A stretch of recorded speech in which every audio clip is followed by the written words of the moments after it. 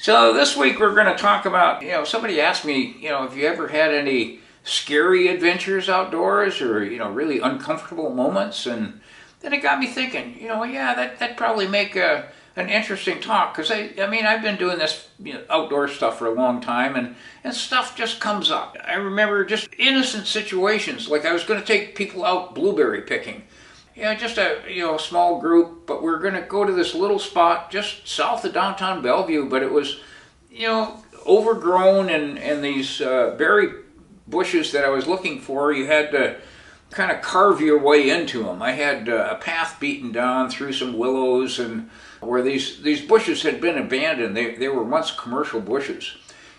So I invited a few people to go with me, and we all waited in the parking lot. But one person didn't show up, so I figured, well, okay, the rest of us will go out there. Something must have come up, and so we're out there and we're picking. We're just about done, and my cell phone rings, and this person, that didn't show up said, "Hey, where are you guys? I think I'm lost. I'm out here in the bushes, and I don't know how to get back to the path, and I'm getting a little scared." So I said, okay, look, let's do this. Describe the area that you're in, because I know this area that we're picking pretty well. And she described it, and I said, okay, I think I know, about where you're at.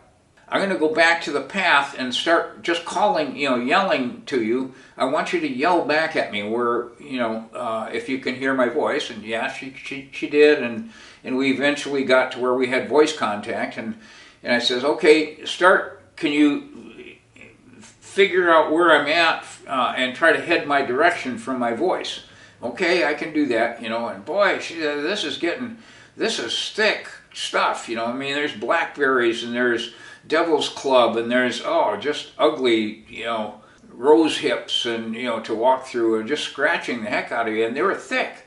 But so I got off the path. I said, okay, you keep yelling, keep talking, and I'm going to head towards you and you head towards me. And as I started heading towards her, I would kind of break the bushes down to make a path, so that once we met, she could just walk out on the path that I created. And eventually we got together, and she got out of there okay, but I've never been able to get her back blueberry picking again. That was too uncomfortable of a moment, I guess.